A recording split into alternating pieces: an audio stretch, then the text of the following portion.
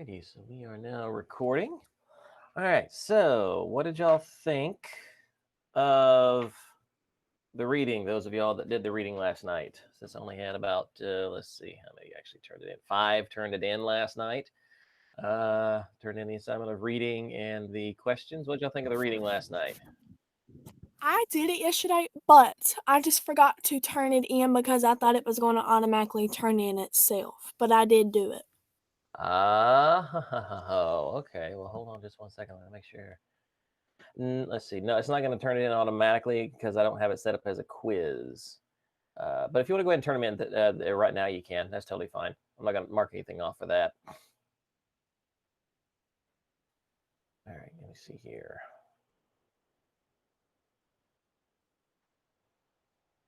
All right. So what y'all think of reading your first script? It was okay. It was okay. It definitely wasn't one of the best scripts you could obviously have ever read, I'm sure.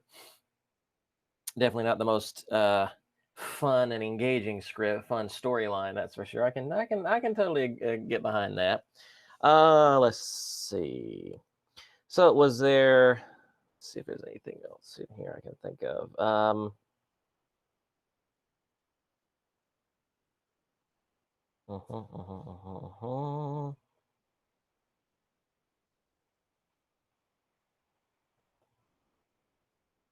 trying to get my creative juices flowing this morning so we can have a discussion about this at least. Let's see. So did and this is coming from one of your questions that was in the question set. Did the reading of the script or reading of the text of the chapter, did it help? Did it not really so much do anything for you being in the form of a script? Do you think that made it more engaging, more interesting to you, being read as a script as opposed to just reading a chapter out of a book? Jaleesa, what you think? It was about the same. It didn't really do anything to me. Like help me or like made it more complicated, I guess. I kind of got more into the characters. Like I thought how they looked like and how they sounded like. Okay, But excellent. yeah. Okay, awesome. That's awesome. Now, did you do any voices for the characters too, or did you just kind of imagine, like if you were reading it, if you read the script out loud, did you make any character voices, Jaleesa? I didn't read it out loud because my family would just like look at me weird. They'd be thinking, Lord, Jaleesa's got multiple personality disorder now. Yeah, and but I read different, like when I read a character's line, I read it in a different voice, if that makes In your sense. head. Yeah. Okay, awesome. All right, Cressy, I saw you raise your hand. What you got? I like the script format, but it felt like they were switching back and forth between the teacher, like, info dumping. It seemed like she would have an actual conversation with the students and explain what she's saying, and then it's just back to the info dump. Okay. You think that's partially because it's meant to be from in a text, or that's from a textbook, or supposed to be kind of like a modified form of a textbook? You think that's the reason why? Yeah, she switched back and forth between feeling like a character and being the annoying little take along that a video game protagonist has, if that makes any sense. Okay, like an NPC? You know, Navi from The Legend of Zelda? Isn't that fairy thing? The little blue thing. Yeah. I've never played Zelda, but I know of that, and I know of the angst that most players have for that character. Yes, because she's just like, she switches back and forth. Here. Yeah, that's what she switched back and forth between. Okay, so Mrs. Logan is actually Navi from Zelda. Okay, nice. So we got an impersonator here. Okay, I can get behind that. Let's see. Trying to think of what else. Any other thoughts about the reading? Well, I'm trying to come up with a question to ask here.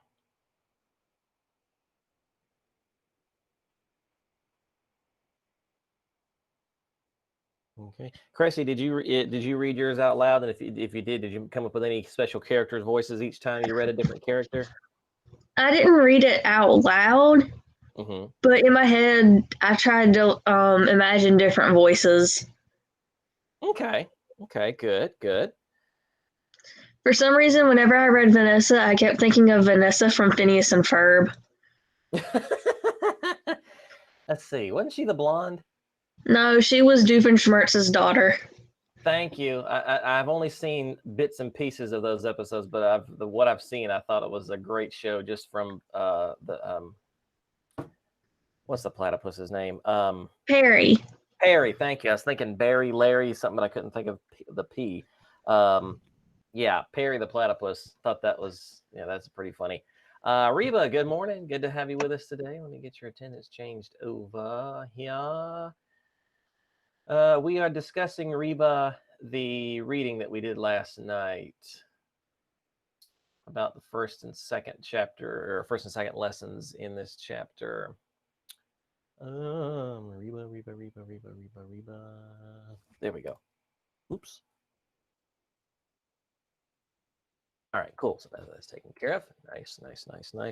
Okay, one thing I did want to make a point of, both Jaleesa and Cressy mentioned it, being able to hear and think, and Jaleesa really hit on it, creating this world, creating each character, giving them their own existence inside your mind. That's one thing that is a great thing to use whenever, especially if you're just first reading a script. Feel free to, especially when you're first reading a script, feel free to go ahead and create thoughts about, or a character list, so to speak, a list of attributes for each character that you read about, until you can get further into the script, see how their dialogue actually goes, and how the character actually is written into the dialogue, and then you can make those changes as you go along. That's totally fine to do something like that. In fact, being able to imagine and being able to create this world that's being presented to you on the page or on the stage is key to being able to create a unique character. That's one thing that is told in the dialogue, is talking about, where was it? Using your imagination, seeing how using your imagination is important to be able to do that. Using your imagination is key if you want to try to, if you have to try to improvise a scene. In fact, some of the greatest material that's ever made it into a movie has been completely improvised. Case in point, let me pull up a quick video if I can find it, and I'm probably going to get flagged by YouTube, so I'm going to have to cut it out. Thank you very much, YouTube, for that. Let's see. Okay, this is from a movie clip. It's called Midnight Cowboy, and I can never remember the name of the movie. But if you've ever heard an actor or someone, make a joke saying, I'm walking here, this is where it comes from. This scene is almost totally improvised. Let me play it for you so you can watch it. And we'll get into improvisation later in the semester, but it's a really cool feature, cool key thing to be able to use as an actor. Hey, give me a second here. All right, this is Dustin Hoffman. Social register types, you know what I mean? They can't be trotting down to Times Square to pick out the merchandise. They gotta have some kind of middleman. And that's where old Daniel comes in, you know what I mean? Hey, I'm walking here! Up yours, you son of a bitch! You don't talk me that way! Get out of here! All right, pardon the language there. I forgot that line was there. But that entire scene was not in the script. The only thing that was in the script was these two actors walking down the set like this. And I'm not sure exactly how the rest of the scene goes. It's been a while since I've seen it. But that taxi cab was not an actor. That was a real New York City taxi cab. The story goes is that taxi, they had cordoned off that block to be able to film that scene. And somehow or another, this genuine New York taxi cab driver got onto the set and started driving down that street. And at that exact moment is when he came in and he became part of movie history. That entire scene was made up, but Dustin Hoffman, the actor in the white suit, completely improvised it. He stayed in character the whole time. His character here, he stayed in character, and it made it and stayed in the scene. So improvisation can be some things that are can be even better than what actually happens in the script that's written in the script. Another scene for those of you that are in watch Guardians of the Galaxy. There's a scene. Let me pull this up here if I can find it.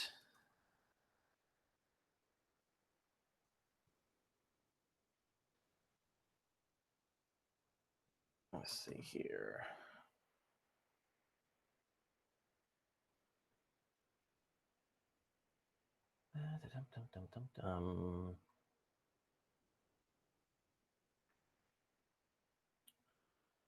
Let's see, is this the right one? Let me see if it is first.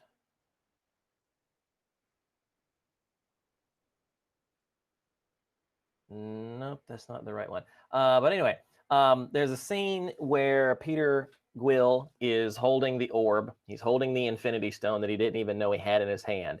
He starts to hand it out and he drops it and then catches it. And then, is like, it looks just like something Peter Quill would do. Come to find out that actually was an accident. The actor genuinely dropped it. He genuinely dropped the orb and just picked it up, and just, since that character was essentially what that actor is and his personality, it stayed in there. But all that to say, without imagination, without being able to improvise in the moment, those scenes probably more than likely never would have existed. And thus, these magical moments in movies happen, and that probably never would have happened. It also happens on stage. When you're on a stage, case in point, there's a musical called Into the Woods. And let me show you all that real quick. Funny scene. If you're not familiar with Into the Woods,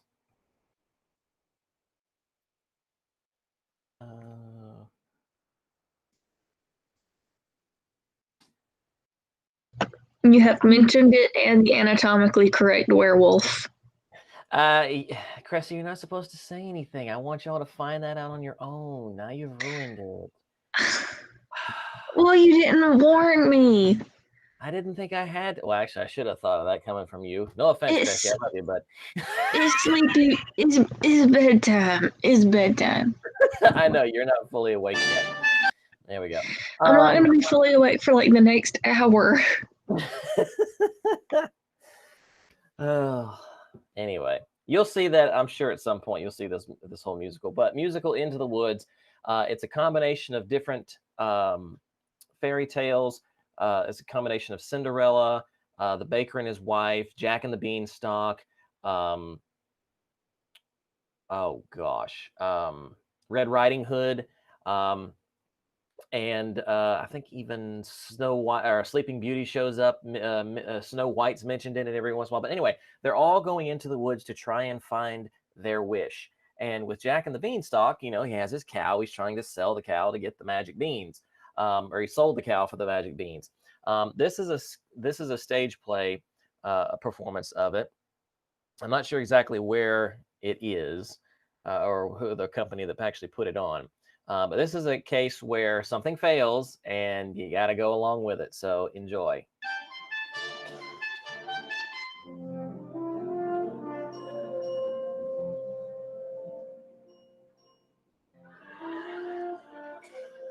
Milky White's the cow. Quiet. Silence everywhere, Milky White. Not to my liking. Hello, Jack!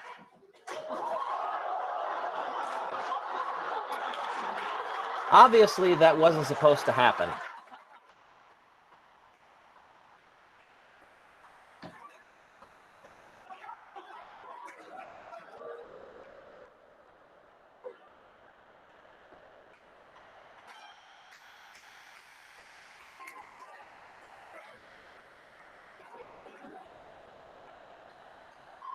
How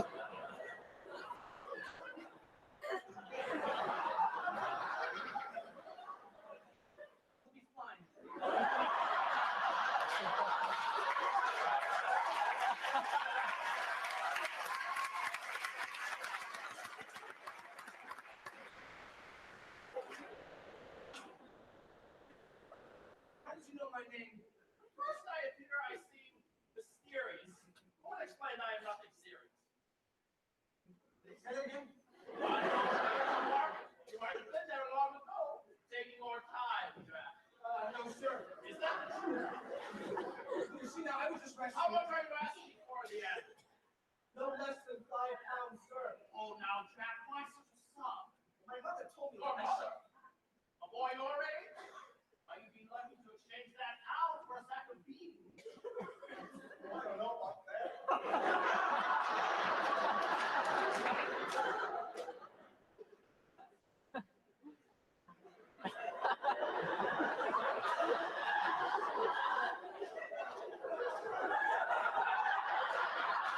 And here the actor is kind of connecting with the audience a bit.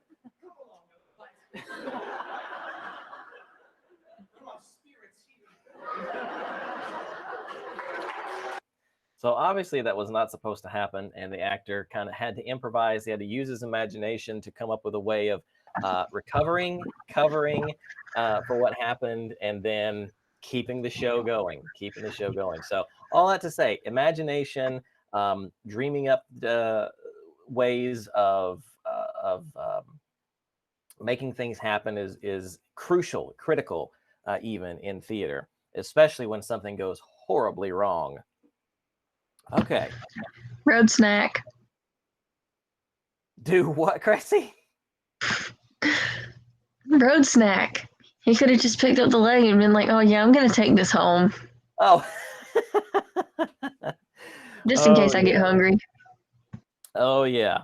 Roast leg of milky white. Yes, gotta love it. All right. So let's go through a couple of these definitions here. Just make sure everybody is clear what they are. If you have not gotten the reading pulled up, go ahead and pull it up on Google Classroom. It is still posted there. It's that theater chapter 1, lessons 1 and 2 that is in the assignment. And let's run through some of these definitions real quick. And as far as your questions, I'm going to be going through looking at some of those, and we'll discuss some of those questions on Thursday when we meet again on Thursday. So I'm going to make sure how things are going with that.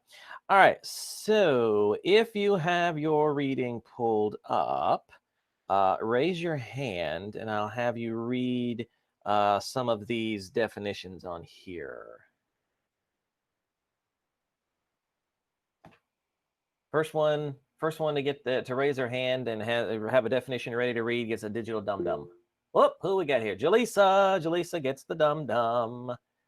Are you going to show up? No, because I moved the video image file. Doggone it. Sorry, Jalisa. No digital dum-dum.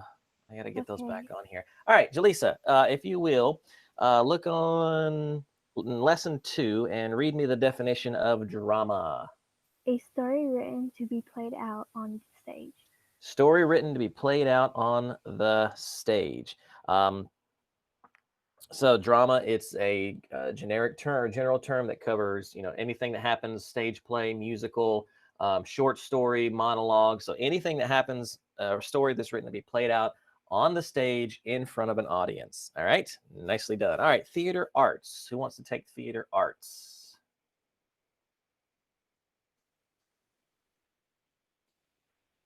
Going once, going twice. All right, Michaela, if you'll read out the definition for theater arts, please. I got it, but I can't find it. Can't find it? Yeah, I can't find it.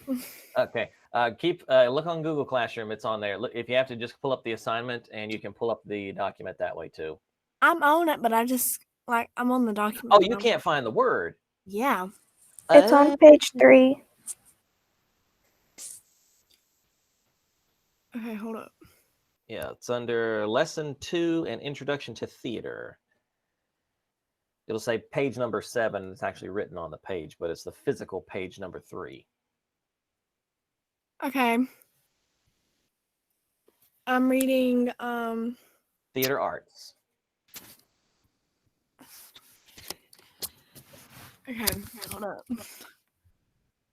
It's the definition on the left-hand side of the page under warm-up. Oh, okay, okay. I see. Yeah, there you go. You were looking Okay. for it in the reading, weren't you?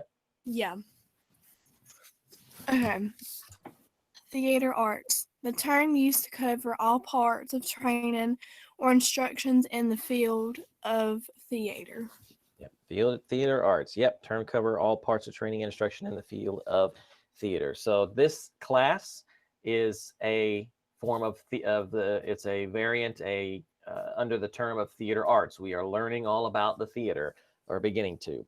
All right. Who wants script? Who wants script? Okay, going once, going twice. Oh, Japheth. Japheth, go for it. Give me script. What's that definition, brother?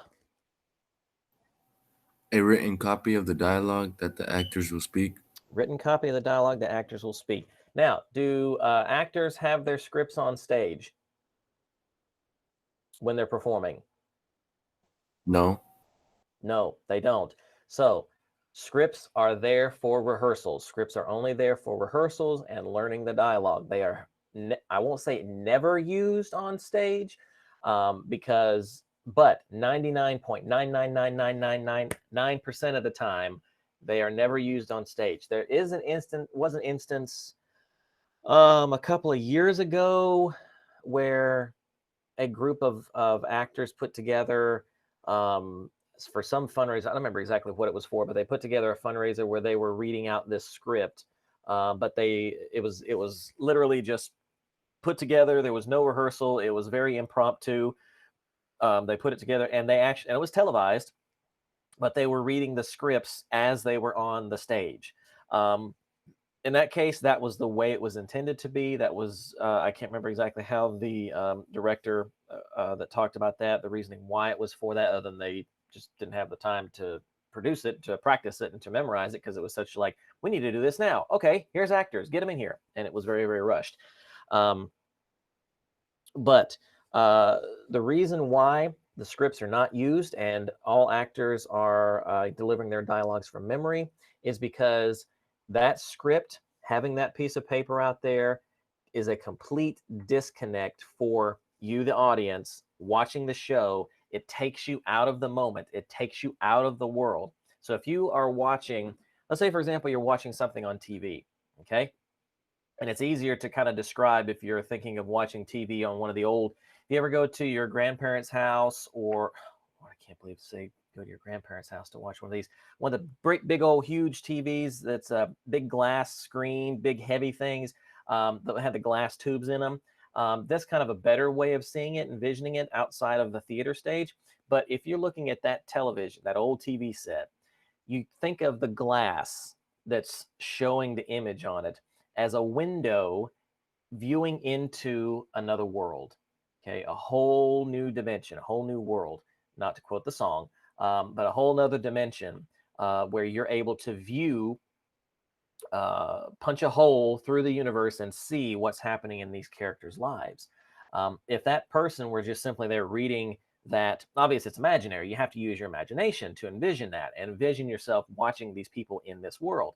But if you're seeing an actor standing there holding a script, it totally breaks the dream, breaks the vision that is your imagination, and snaps you back into reality. So no scripts, obviously, on stage, because we don't want to mess up the story and the dialogue. Okay, character. Who wants to read character?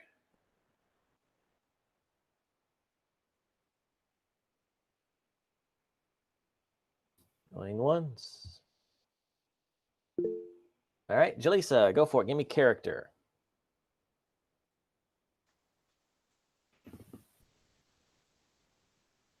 The personality an actor portrays in a scene or play that is different from his or her own personality. All right, nicely done. Why is that second part important? Anybody? That is different, a personality that is different from his or own personality. What is that talking about, and why is that important? Because they're old. All right, go for it, Jaleesa. Sorry. I think it's because like when you think of a character, well, at least when I think of a character, I think of it as like, well, it depends if the character is actually a human, but I think of it as a actual person in another world, and you know, your personality is gonna be, it's something like you live with like your whole life, and it's gonna be hard to portray someone else's personality, if that makes sense. Okay, yeah, that does make sense. Yeah, you want the audience to see the character. You don't want the audience to see Jaleesa. You don't want the audience to see Reba or Haley. Okay, you don't want them to see you. You, as an actor, want the audience to see and to connect with the character that's written in the script, because the story is not written about you, the person. And that's where you have to be able to differentiate between yourself. How would Mr. Whitaker read this line, as opposed to how would whatever character, say Jack from Into the Woods, how would Jack read this dialogue? What emotions would that character be feeling as they're delivering this dialogue, and how do I deliver that same dialogue as this person? Because Mr. Whitaker is not Jack. So Mr. Whitaker has to kind of step himself aside a bit and let this other character kind of come through. That gets into some kind of psychological things there, like in different ways of accomplishing that. One method is called, and I don't know much information about it, but it's called a method actor, which in other words, the actor completely separates, disengages themselves, completely goes away in order to assume and literally become that. I'll say literally, more literally become that character. There's an inherent danger with that, depending upon the character that you do. Case in point, the late great Heath Ledger. If you have any of you have ever watched any of the updated, rebooted Batman movies, you'll know that he played the Joker, who is a psychologically, criminally insane character. So him being a method actor, he started using, becoming more and more of that character, and unfortunately, he failed to. And it's not, nothing, not speaking down of him at all because of a failure, saying he failed, but he was not able to disconnect. He was not able to turn off the Joker, and so it became, and it affected him negatively. So there is some inherent psychological risk with that, and emotional risk, depending on the type of character that you are trying to portray. You have to know when to turn off the character and turn your personality back on. And usually that happens when the director says action, character turns on, or even before then. And then when the director says cut, then you snap back into you as the character. Some actors do a lot of different things to try to stay in character. That's what it means to get into character, means to transition from yourself to the character, beginning to portray that character that you are trying to portray. There's another scene. I'll give a case in point of a movie. It's called The Shining. It's a Stephen King. Yeah, Stephen King novel. Jack Nicholson played the character of the husband who goes on a psychotic breakdown and starts killing people, more or less, starts trying to kill his family. Jack Nicholson, there's a clip of him before the director. They're trying to film this scene, the famous axe scene, where he's chopping through the door and he comes through and it says, "Here's Johnny." Here's another improvised line right there, by the way, if you want to look that up. But there's a video of him at the time before they were getting ready to film that scene. Jack was getting himself into character. He was saying, if anybody else was to look at him, they'd think, "Lord, he's just crazy. He's literally going crazy," because he's saying all this nonsense, jumping up and down, moving, doing these different things, holding that axe and, practicing swinging the axe. He's trying to get transition from Jack Nicholson to that character. So different actors do different things. It looks crazy sometimes, but being able to split that personality from you and try to act out that character, that's why that's important, to know, to be able to differentiate between yourself and your character. Okay, who wants the next definition? Actors. Haley, good morning. We are looking through the reading of that we did last night. If you want to put, or if you would, please pull it up on Google Classroom. If you haven't got it downloaded, we are on the 4th page of the PDF. It's on page 8, written at the bottom left-hand corner of the page. All right, so who wants actors? I think Michaela, you wanted to read one out just a minute ago. Michaela, you want to read out actors? Sure. Okay. All right. Actors. Male or females playing character roles. Pretty self-explanatory. You acting out a character. That's an actor, someone who's acting out something. All right. And acting is just simply to put it in English terminology, it's the verb. It's the action verb. You're acting in the process of this. An actor's assumed behavior for the purpose of projecting a character to the audience. Okay. So pretty well self-explanatory there. All right. Play. Who wants to read the definition for play? Story and dialogue form to be acted out by actors before a live audience. Yes, very nice. Thank you, Haley. Yeah, story and dialogue form. So as you notice, if you're looking through a script, it's different from if you're trying to read a book. So let's say, for example, you were in, how many of you ever read The Hungry, Hungry Caterpillar? I think that's the name of it.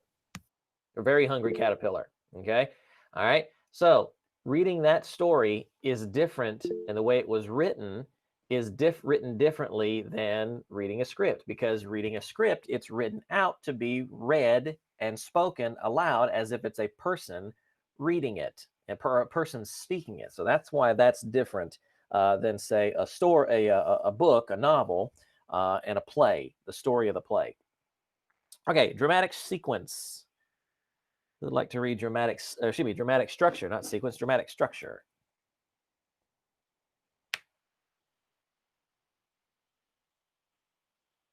Going once, going twice. All right, Jaleesa?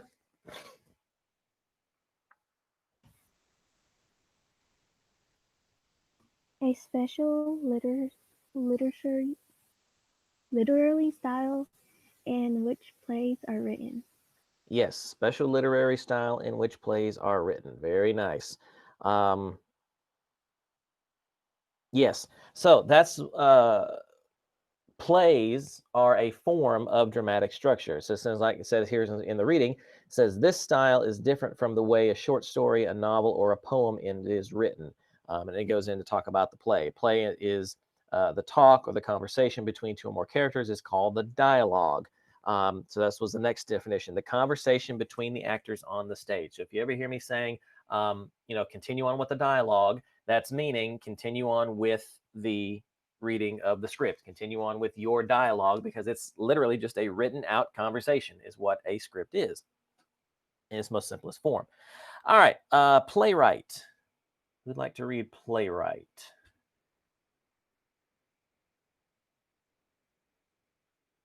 Okay. Let's see. All right, Chrissy.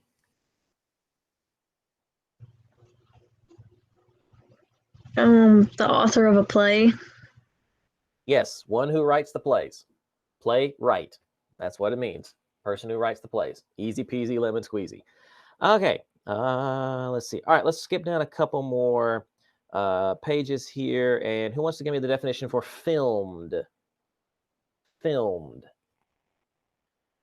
It's on printout page 11. Well, it's actually on the physical page 6, book page 11. After big picture of a amphitheater. Jafet, go for it. Preserve as a moving photograph. Okay, preserved as a moving photograph. All right. What's some of the biggest differences, and we'll see more of these as we go in through the semester too. What's some of the biggest differences between film, a movie, and a stage play? What's some of the major differences? All right, Jaleesa? A stage play is happening in front of a real audience, a live audience. Uh-huh. A film is like it happened they filmed it before and then it's being released to the audience after the production and them producing the film. Yes, one key term is the key difference between filmed and live stage play. Live, a live audience. Okay, you remember you used to hear some of these old sitcoms used to say this show was filmed before a live studio audience. Okay, the reason why is because they were literally filmed in front of a live audience, and the actors that were on the stage, I mean, they were obviously doing their dialogue and they were doing what was recorded or required to be recorded, but they had the advantage, I would say and argue, of a live audience being giving them a reaction to whatever is happening on the stage. That's something that film uh, I don't think we'll ever be able to capture, is that magic relationship and dialogue, if you will, between actors on a stage and a live studio audience. If any of you have ever watched, I'll use comedians as an example. If any of you have ever watched, say, America's Got Talent, and you watch a comedian come on stage when they are before the full audience, if you ever watch their performance, they can do that same performance in front of a live studio, in front of a live audience. And then once they go before the judges, it's completely different. The atmosphere, the feeling is completely different because there's this spirit, this energy, this connection that happens between the actor and the audience. As you saw with that scene from Into the Woods with Milky White and the leg being broke off, that was a special moment with the actor reacting to and conversing with, through his looks, um, looking at the audience, connecting with them, and making a moment happen. There's this certain energy, this magic that happens. That's the only way you can describe it, is just this energy with the connection between an actor on the stage and a live audience, and that is lost um, when something is recorded. Now, there's nothing wrong with filming, obviously, because there's multi-millions of dollars to be made. There's obviously some gain to be had between live stage and recording. So, what would be? Let's start with advantages. What would be some advantages of live stage play as opposed to other advantages, I should say? The biggest one being that actor-audience connection and relationship. What are some other advantages that live stage plays have over filmed movies and filmed musicals and plays? Anybody think of any?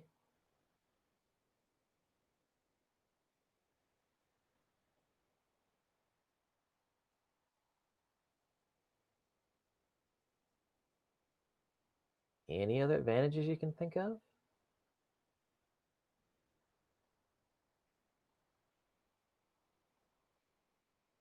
Gotta love internet issues. Sorry about that, Jaleesa. We'll get you back here in just a minute. All right. Let's see. Reba, can you think of any other advantages a live stage play has over being something being filmed?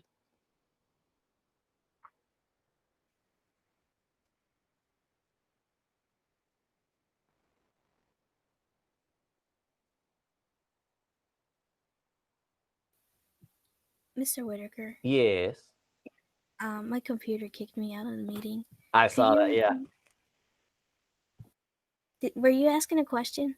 Yes, I was asking if anybody could think of any other advantages that a live stage play performance has over a recorded movie or recorded stage play.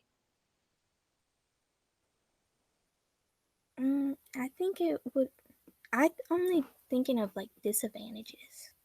Okay. Yeah, disadvantages, there's definitely a lot more. The biggest one, I actually gave away the biggest one, is that actor-audience relationship. All right, so let's think of some disadvantages. What are some disadvantages of live theater over uh, filming?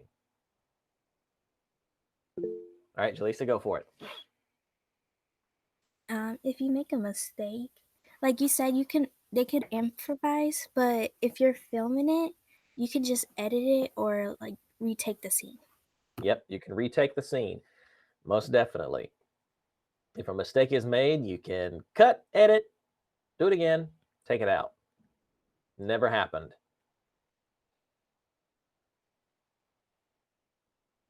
Okay. What other disadvantages do stage plays have over recorded filming or filming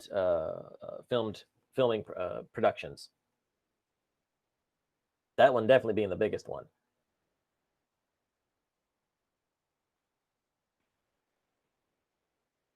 Okay. All right. So can anybody think of any disadvantages that filming has that live stage plays don't have?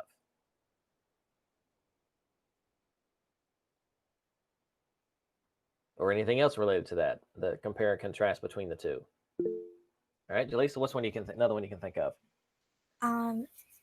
Well, the live stage, I feel like because I get really nervous in front of people. Mhm. Sometimes, you might mess up because you have a actual live audience and you get nervous and everything. But most of the people who are in plays that I know of are really confident and don't really mind having people watching them. But like someone like me, I could see like, them getting nervous and playing in front of acting in front of some people. Mm-hmm. Well, I can tell you from my personal experience, I've not done any, professional acting or anything. I've done, a couple of community theater, stage plays. But I can tell you, even to this day, even when I get up on the platform and conduct a choir, I'm still nervous. I still get nervous. I've just been doing it long enough now. I mean, even just being in a choir itself, standing up, being one singing or singing solos, I still get nervous. But I've been doing it long enough now that I've gotten used to it. And if you are that type of person that's really nervous in front of people, once you start to once you start doing it, once you start actually being in front of a crowd, you can still be nervous, but it's the ability to overcome that nervousness and be able to continue on with the performance. Because, like I said, even though I'm still on stage, I've been doing it for several years, singing, performing on stage, I still get nervous. Nerves still affect me. I'm still afraid of messing something up, but I don't let that interfere with what I want to do. So let me encourage you throughout this semester that if you're one of those people that is debilitatingly nervous in front of people, use this small group of fellow students and friends, and use this as a way to overcome that fear, because fear is always going to be there. The moment that you step out on stage and you're no longer afraid, generally some people have said, if I ever step out on stage and I'm not nervous, is the day I quit. Because the way that they describe it is because then the magic or the energy of the show is lost. And that's something that a lot of actors have talked about. Just that energy, they use that nervous, they feed off that nervous energy to keep going forward and to keep pushing and to get through, or not to get through, but to make the show a great thing. And if those moments happen where something messes up, just roll with it. Just keep going. Don't let it stop you, because if you let it stop you, then that failure that was not supposed to happen has won. That's a way of overcoming that event that was meant to be a negative and turning it into a positive. Let's see. All right, let's keep going. Next page, theater. Theater. Who wants to read that definition of theater?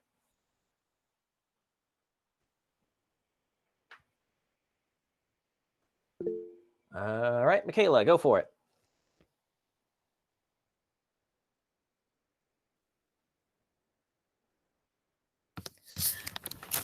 Okay. Theater, the writing or performing of plays as well as a formal study of the arts, form also of the building in which plays are performed. Exactly. Now there's only a 2-letter difference between a stage theater and a movie theater. Can anybody figure out recognize what the difference is between the word? Because it's the same word, said exactly the same way. It's just spelled differently. All right, Jaleesa? The R and an E. Uh-huh. Yes, a movie theater ends with ER. So Theater.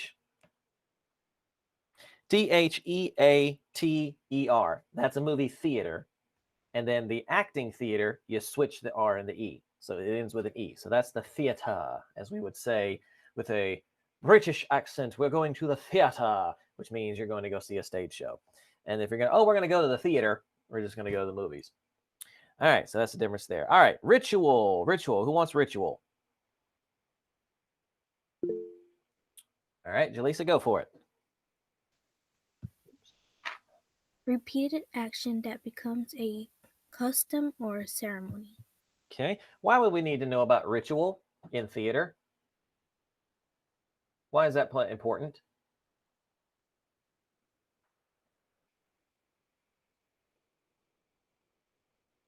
Why is that definition important in theater?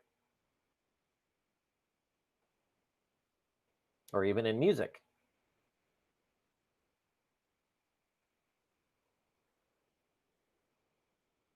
Anybody think of an answer? Because those things started out as a ritual? Yes, they did start out as ritual. That's some of the very prehistorical, we'll say the prehistorical beginnings of theater. They started out as a, sort of religious ritual or spiritual ritual for sure. Let's see. But the key thing there is that, again, I'm going to read out Miss Logan's line here. She's talking about Holly. They were talking about what's the connection between cavemen and Shakespeare, and that was the connection because they would use it as ritual. Miss Logan says in here, primitive people told about things that happened to them. Once one of them might have discovered, just as Matt has, that stories really come alive when they are acted out. We also think that primitive people believe that acting out something would make it happen. Their actions were repeated over and over until a pattern or a ritual developed. So we use the term ritual in theater, at least I would connect it to practicing, because you practice something, you do something over and over and over and over, which is why you practice through a show several hundred times. You practice your dialogue several times. You practice your blocking, which is your movements on the stage. You practice that until it becomes a habit, because it becomes muscle memory. It becomes a ritual, because then you can just do it without even thinking about it. It just happens. Okay. Once something becomes a ritual, it becomes ingrained in your memory and it just happens. So that's the point to which we are ready. We know we are ready to put on the performance, so that way it limits the amount of mistakes, thus taking the audience out of the story. Good morning, Leilani. Let me adjust that really quick. All right. I think that's the last of the definition. Oh, wait, there we go. Let's jump down. I will read this one. This is on printed page 17. I'm going to read this definition out. This is the player-audience relationship, the special interactive and live relationship that exists between the performers and the audience, connecting and bonding them into a team. The audience feeds off of and reacts to that which happens on the stage, and the actors on the stage thus react and feed off of that energy, that response that they get from the audience. So if something funny is said, then the actor can take their reaction, which the audience's reaction, which is going to be laughter, okay, and they can feed off that energy and keep that energy into themselves and use it to continue on and just energize their own performance into the later dialogue. or in the case of negatively emotional scenes, such as a death scene or someone that is weeping, crying, sad, mourning a death, they can also feed off of that energy that the audience gives and put it into more of a realistic performance on the stage. And then also the audience can take that energy and react themselves by either laughing or crying. So it's a give and take relationship between the actor on the stage and the audience. Okay, and again, you don't get that when you're filming a movie or when you're filming something for a recording. Yes, Jaleesa. I was wondering, what if the actor was trying to make something funny, but the audience doesn't react how the actor expects them to? Would that downgrade the actor, or Not necessarily. That could be one of two things, or one of a couple of things. That could be just a mistake on the playwright's part, on the writer's part. They really did not write that line effectively, so that the actor could, they did not write the line effectively enough to be able to pass on the joke. So, like, tell somebody a joke that they don't understand, that they don't get. It may not necessarily be the person who told the joke's fault. It could be that that's just a badly written joke. That's one thing. Another thing could also be that the actor did not deliver the line properly. It didn't deliver the line to where it was effective enough to pass the joke along. And I've experienced that a couple of times where there was a line I thought was funny in the script, and the audience, nothing, didn't get anything from them. And in those cases, then that's where the actor you just move on. Okay, but like, oh, well, they missed that one. It's just not, that joke just didn't hit tonight. And so we just move on, keep going on with the show. Now, does that denote a detrimental thing from the actor or a failure on the actor's part? Not necessarily. Is it a failure on the writer's part? Not necessarily. It could just be that audience didn't get the joke that night. Some audiences, some do. One night, an audience will get a joke. The next night, the audience won't get it. Sometimes that just happens. Again, that's the nature of the beast, so to speak. The audience may not necessarily be in the mood that particular night, or there's maybe a mood in the air, which is, again, one of those things that you can't control, you can't explain. They just don't get a line of dialogue. They don't understand it. It doesn't connect with them. Sometimes that just happens. And then again, it could have been that the actor just didn't say a line. They said it too fast, so that the audience couldn't hear it. There could have been a technical issue if they were using microphones. The mic could have cut out at that particular moment. So there's a lot of things that could play into that. Good question, though, Jaleesa. Very good. Very good. All righty. 8:17. All right. Very nice. So that's some of the basic definitions for theater, and some of the things, a lot of the basic terms that you will be hearing a lot of in this class. So make sure that you are aware of what those definitions are, what they mean, what those terms mean, so that when I say it, you can automatically just know what it is and just move along with it. Let's see. There's a couple of things in here. I'm missing here. Personal goals. Okay, so I did ask that question. Okay, I was looking at our questions, make sure I did ask the question of personal goals. Some of you are in this class for sure. A lot of you are in here just because you needed the credit. But there are some of you that I'm sure voluntarily. There almost are always those that voluntarily wanted to be in the class because they wanted to meet a certain type of goal. So I definitely want to emphasize that question on the questions from the reading. If you've not done those questions, please get those done today.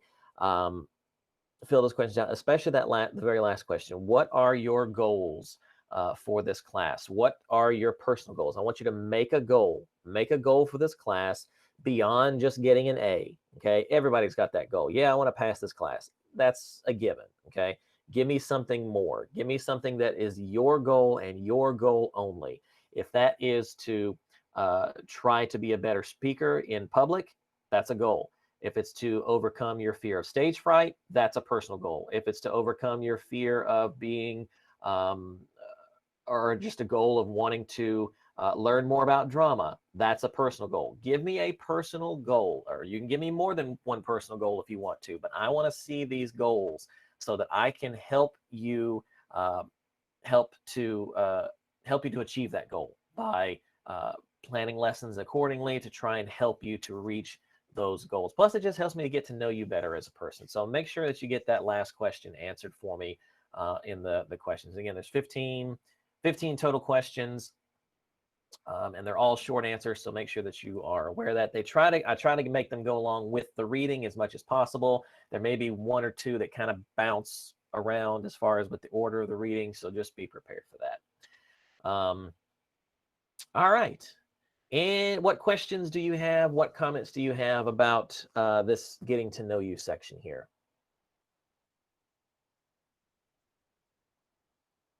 Anybody? All right, so let me ask this one question, and then we'll start. I'll wrap it up. Very quickly, quick discussion, since this is going to play a part into this with this being virtual. Why is it important for you as a acting student or as a theater student?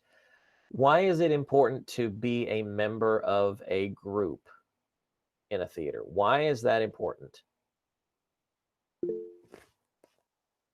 Who's that? All right, Michaela. Okay, so why is it important? I would say like, so you can get like what's coming up, or say if there's a play like next spring or something, you can go and get prepared for that, or just get ready for something that you want to do, like in theater wise. Okay. All right. That's a good one. All right. Anybody else? Why is it important for theater and a theater class to be a group? All right. Let's see. Cressy. Well, even outside of a theater group, you're going to have to learn how to work with people. Like at my job, it's not just me there. There's me, there's Matthew, there's Georgetta, there's the waitresses. I mean, you guys have to communicate. Mm-hmm. Like when we're running a special, we have to tell them, hey, we have about this many orders of the special left, or we're out of this. Mm-hmm. Take it off the board or let people know. Yeah. Because when we don't communicate and we get orders for stuff that we don't have, then we have to tell them, hey, look, we don't have this. Well, why didn't you tell me sooner? Yes. Big thing. Learning to work as a team. Yes, that is one big aspect of theater. See, there's an old phrase, no man is an island unto himself, or no person is, if you want to get politically correct, no person is an island unto themselves, which means no one person can do everything. Okay, there may be some actors who are who think they are, hot stuff. They are the one, they can do anything, they can do everything, they've done everything and so forth, but they can't do it all at once. No one person can be an actor, a director, a producer, a PR person, which is personal relations or public relations, excuse me. They can't build the sets. They can't run the lights. No one person can put on a show by themselves. It has to be a team effort. And just between those people that are on the stage, you are a team of actors on the stage working with the same goal, putting yourself out of the way and being and humbling yourself to work towards the goal of working the play, doing the play, making the drama happen. It may be for reasons of you just want to entertain people, or you want to be a good actor, but it's humbling yourself, putting yourself away, moving yourself out of the way so that the team can put together this show. This class is going to be a team effort. Have we had one of our legs kicked out from under us by going virtual? Absolutely. Does a theater class work better when everybody's in the same room? Yes, it does. But I want us this year, whether we're virtual like this for the rest of the 9 weeks, or if we're back hybrid, people in class, people online, I want you guys to team up as much as possible. Now, do I expect each and every one of you to be, best friends with each other, going over to each other's houses once it's safe to do so? Spending time with each other, sleepovers and campouts and, going out to dinner with each other. No, I'm not expecting you guys to be lifelong friends. Do I wish that would happen and want that to happen for some of you? Absolutely, because you can have some of the best friends in your life in this class. Okay, but I want you to be able to learn to work as a team, to communicate with each other, because that will help you, especially outside of school, just as Cressy was talking about. That will help you in the workplace. You have to know how to work with people, even though they irritate the ever-loving crap out of you, or if they make you mad. Everybody pay attention to me here. We are all human. We at some point will make somebody else mad. We'll do something that they did not appreciate. That's gonna happen. Okay, I'm gonna do some things. I'm gonna say some things I'm sure that's gonna irritate you guys. And there's some things you guys are gonna say and do that's gonna irritate me. That's being human. Okay. The point of it is to learn how to continue to work with somebody and work with a team, whether you click with them or whether you don't, whether you're friends with them or whether you'd rather, never speak to them again. Okay. So this semester, I want you to make, that's obviously going to be one of the overarching goals, is being able to work with each other effectively and efficiently. Plus, it just makes things go more fun, go smoother. Everything, it's a lot more fun when we all work together and when we all work towards the same goal. It's so beautiful to see a cast of so many of strangers working together and sometimes can become a family at the end of it. So I hope that happens for us. Again, it's going to be harder since we're online, and some of us will be in person, some of us won't be. But I hope that you will all work to overcome that obstacle. That's all it is an obstacle to overcome. It's something that can be overcome. And we can learn to be stronger through it and because of it. Okay? All right. Any other questions or comments before we wrap it up for the day?